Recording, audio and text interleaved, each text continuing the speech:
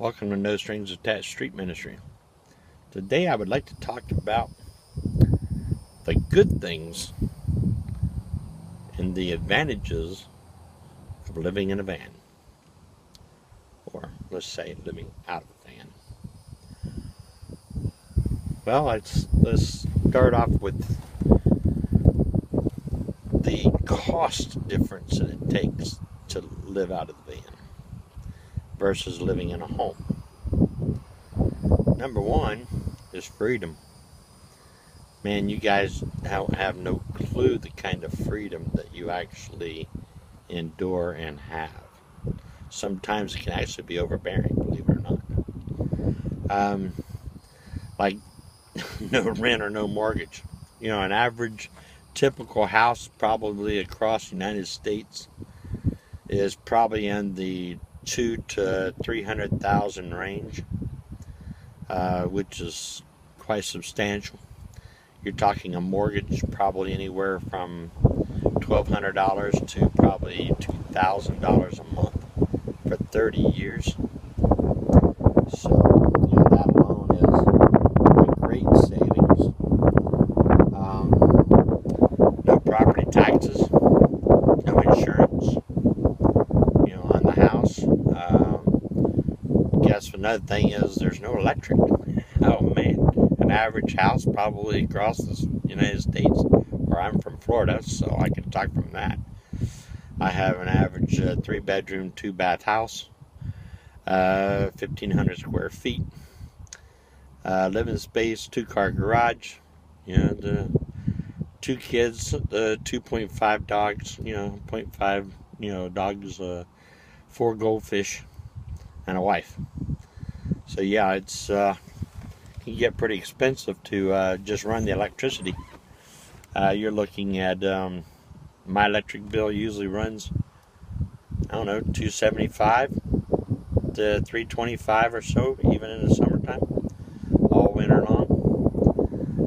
So that's a big savings there. The water bill, you're talking, if you have a well, of course, then you have all the upkeep and the maintenance of the well, which is probably about, if you average it out, I'd say probably at least $75 a month. You know, by the time you do the repairs over the years, and you know, and the salt and everything for your salt generator, and the chlorine, and you know, the feeder and everything that you have there. Gas. You know, natural gas, propane, oil. I hear in the north they can run sometimes $600-700 a month, which is an amazing. I don't see how in the world people could afford that, but I guess that's what it costs. Besides, you know, all the city ordinances and the rules and the permitting fees to fix a door. I once had to replace just the front door of my house. The door cost $165, I think it was. To buy the door, it cost me $240 for the permit just to put the door in. Go figure. And that's doing it myself. So it just shows you, you know, the kind of stuff you have to deal with sometimes living in some of these cities and ordinances. Then they tell you what you can have and what you can't have on your property, and when you have to cut your grass, and you know, it's very dictatorship. You know, if you know what I mean, which is pretty aggravating to me. But if you're out in the country, and far out in the country, and do have your own piece of property, and you feel you can do whatever you want to do, hey, good. You know, God bless you. You're a lucky one. But just remember, you never own the house. You never own the property. Just don't pay your taxes on it one time, and see how fast you'll find out that you don't own that property. So, that said, these are all good ways of being tied to the matrix, you could say.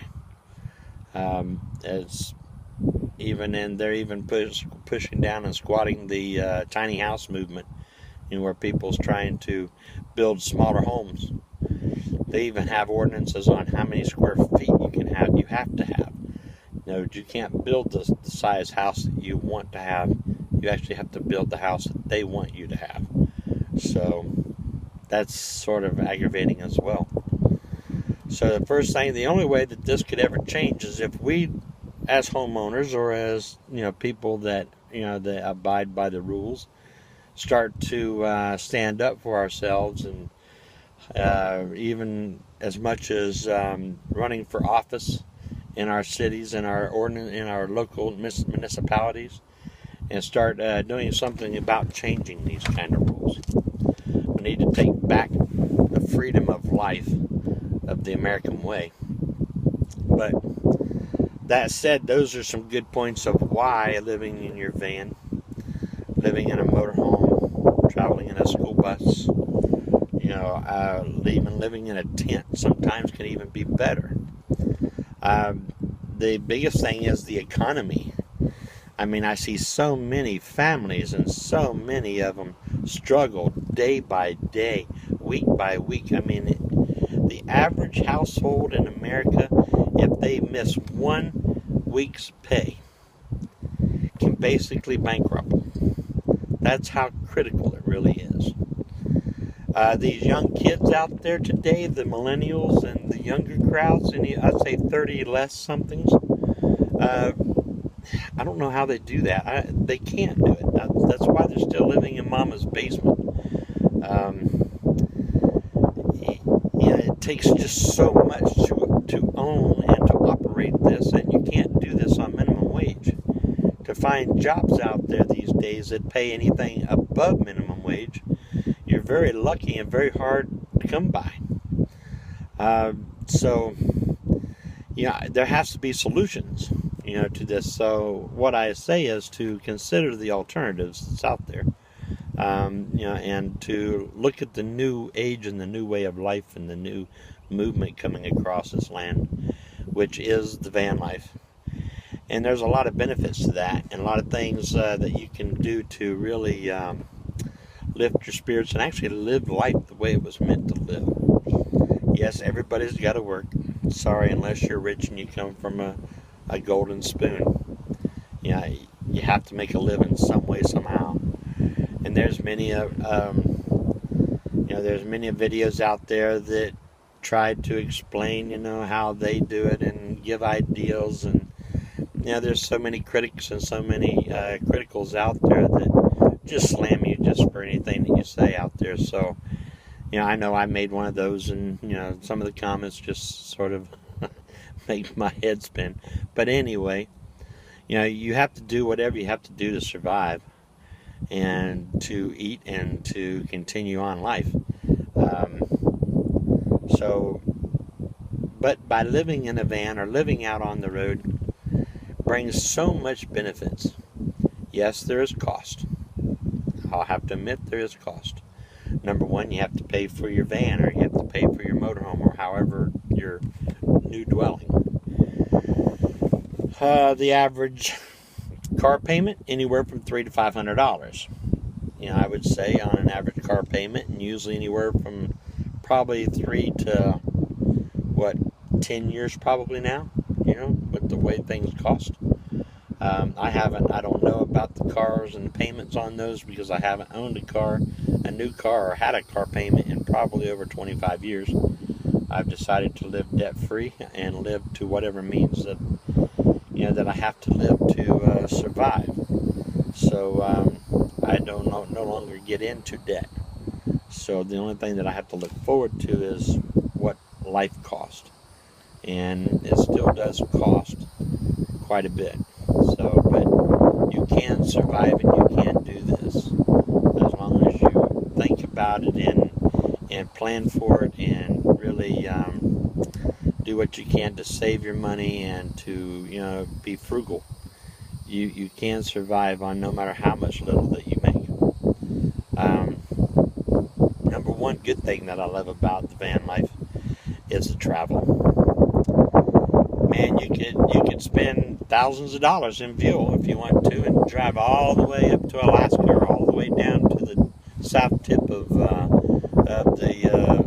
South America if you want to, all from the United States, up into Canada.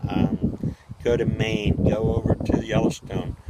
You can travel anywhere in this whole country, and I'll tell you, what I've seen outside travel of the United States versus the inside travel of the United States, just about anything you can find elsewhere in the world, you can find something very, very comparable right here in the United States. And comparable, it's just as beautiful.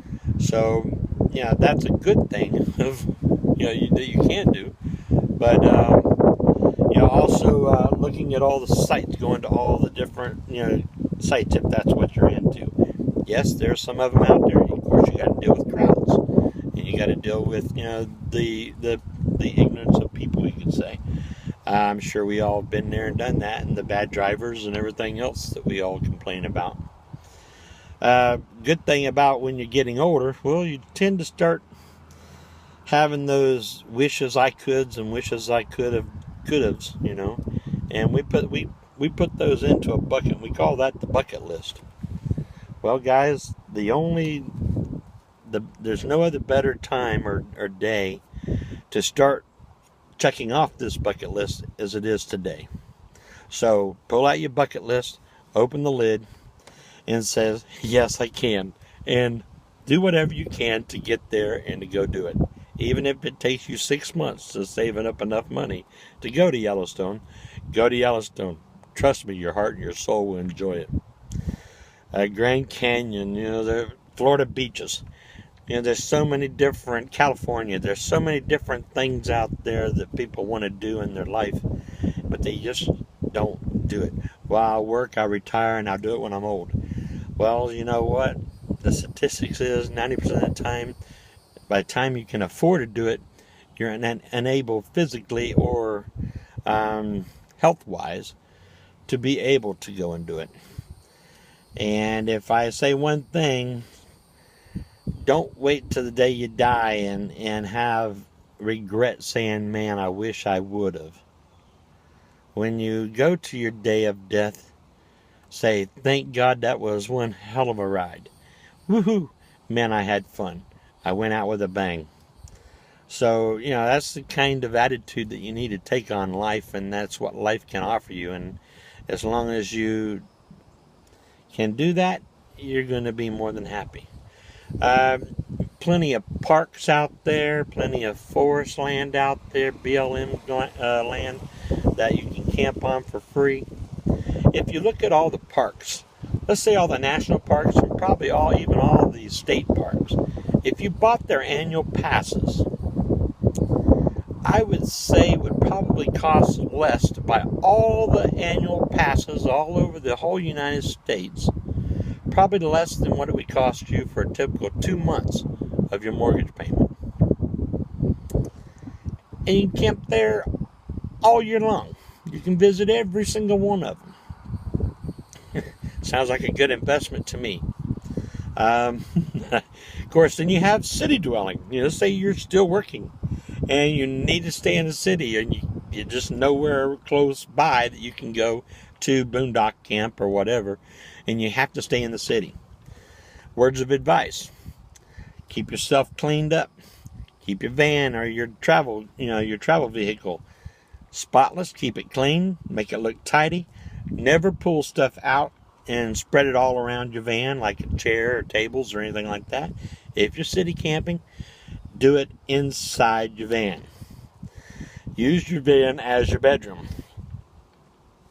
You never want to be one of those ones that drives into a Walmart parking lot with a jalopy, has their generator sitting outside with all the gas cans and all their, their little fire pit, and they're in their Coleman grill and then their big old, gas grill sitting out there barbecuing in the middle of the parking lot. Yeah, you might get away with it once in a while, but eventually you're just going to cause yourself more trouble. More people's going to pay attention to you, more people's going to get upset, more complaints are going to come in. So save yourself the hassle. If you want to do that kind of stuff, go out into the BLM ground and do that. I have nothing wrong with that. And I know that there's a lot of people that probably can't afford something nice. So it's okay to drive that 1926 Winnebago. If that's all you can have and it gives you the freedom, God bless you. I hope the wheels stay rolling and keep right on going. But do it and adjust it to the lifestyle and to the places where you're not going to get in trouble. Where you're not going to be noticed and you're not going to be harassed by the police. So good luck with that. And I do it all the time, so I know it's very possible. Friends and family, it's the best thing you could possibly do when you're on the van. You can go and visit all those old time friends that you had for many years that you haven't seen. Maybe you have family scattered all like I do. I have family scattered all over the United States, and I can actually go and see these people that I haven't seen in probably 20, 30 years. And the reconnection and the bond and the acceptance and the receptions that you have, the family reunions that you can get into and to do things and to love the people that love you is just so amazing to be able to actually reach out and touch. Remember, they're still tied to the grid.